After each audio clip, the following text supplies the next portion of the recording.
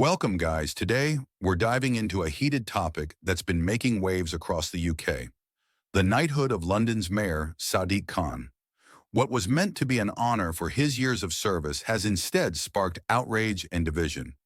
Khan, who's been mayor since 2016, was recently awarded a prestigious knighthood in the New Year's honors list, alongside prominent figures like former England manager Gareth Southgate and actor Stephen Fry.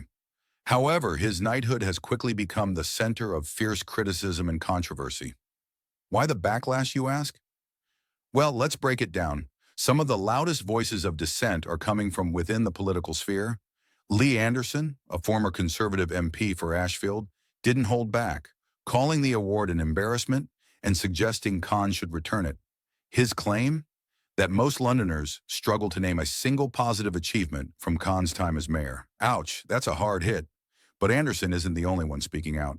Conservative Shadow Home Secretary Philp also joined the chorus of criticism. He accused Khan of putting party politics ahead of the national interest, pointing to the rising issues in London under Khan's leadership. Knife crime is up by 61%.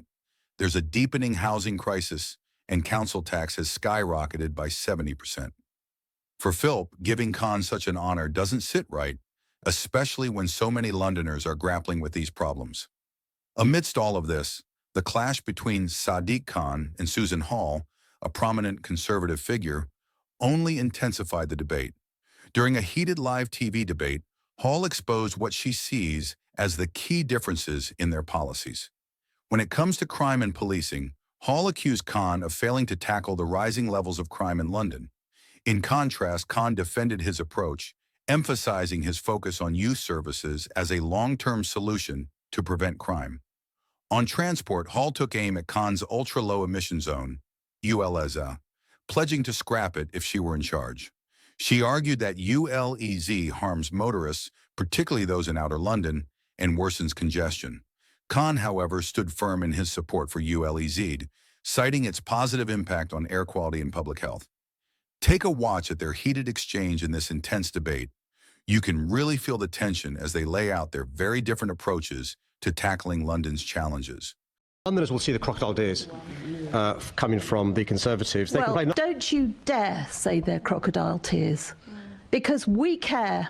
We do care. You say robbery's down, 82.5% increase in business robbery.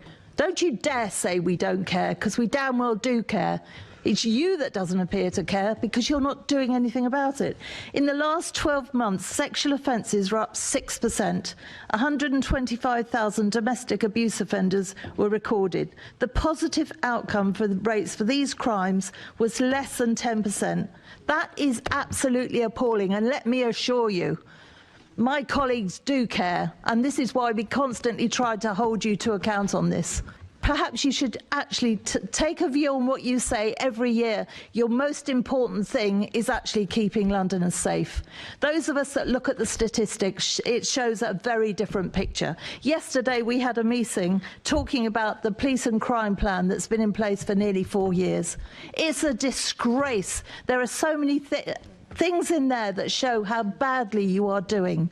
We care, which is why we keep bringing this up. You clearly don't care, because whenever you're questioned on it, you talk about a different subject or you refer to crocodile tears.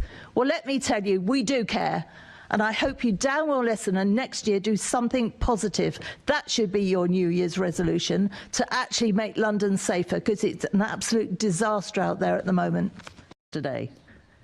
And it comes from the top. And that is why I've got problems with you, Mr. Mayor. You should be more supportive, or if not, just keep quiet. Would you like to apologise to the police officer that has been found not guilty? And would you like to apologise for the whole attitude around this right from the beginning? Well, can I put on record my thanks to all our officers, particularly our firearms officers, who do an incredibly difficult job under extraordinary circumstances, under a unique set of pressures. They'd be the first to accept, as indeed all police officers do, that it's really important in a democracy. We have a proper system of checks and balances in relation to how the police are held to account. There is an issue in relation to the system of accountability for firearms officers, and that's one of the reasons why I fully support the review being done by this Home Secretary. on me first becoming the mayor. A previous commissioner took me on my first visit to meet firearms officers and articulated the concerns they had because of a lack of support from the government in relation to challenges around firearms officers. I'm pleased 5 Home Secretaries later, this one is sorting that out. Yes, waffle, waffle, waffle. I asked you a very simple question. Would you like to apologise to the police officer that has now been found not guilty by the jury? Yes or no? I think it's really important to support our firearms officers, but it's really important to make sure there is a system of accountability. You're sounding like a parrot, Mr. Mayor. Just answer the question. Well, I'm sorry it's only taken 12 minutes for them ever to resort to abuse. I'm quite clear in relation to the importance of the police having my support, but also me challenging them. And I will continue to support the police. And that's one of the reasons why I welcome this Home Secretary finally reviewing accountability to make sure they get the support they need that's proportionate.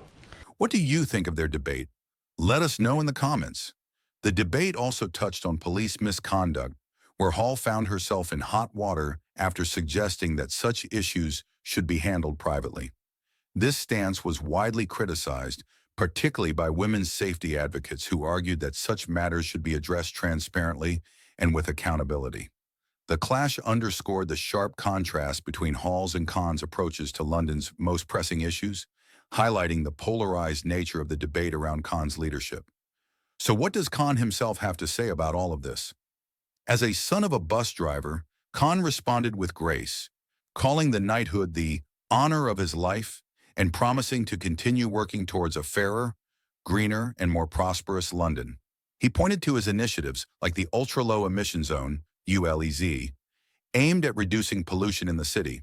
However, many critics feel these efforts don't outweigh the growing challenges London faces. Khan's time as mayor has certainly been filled with controversies, from his handling of knife crime to the contentious moments with figures like Donald Trump, who famously clashed with Khan during his visit to London and saw the infamous Trump baby blimp soaring over Parliament Square. To make matters even more intense, a petition against Khan's knighthood has gained over 200,000 signatures. Many argue that Khan's divisive leadership doesn't warrant such a prestigious accolade. So here's the question. Is Sadiq Khan's knighthood a well-deserved recognition of his efforts in shaping London? Or does it overlook the significant challenges and controversies that have marked his time in office? Let's talk about it.